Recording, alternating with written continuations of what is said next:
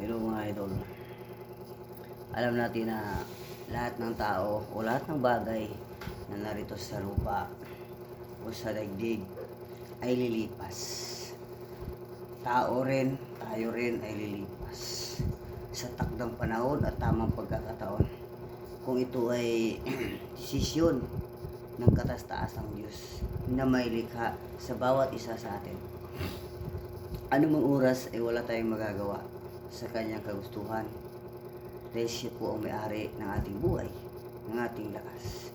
Isa lang po ang ating gagawin upang tayo ay makatiyak na tayo ay sa Diyos, ang sumamba sa Kanya at sumampalataya sa Kanya at magbabalik loob sa Kanya. Yun na po mga kaibigan at mga kapatid. Kung nagustuhan niyo itong video, kalimutan i-like at i-share itong video. God bless po sa inyo lahat. Ingat po tayo palagi.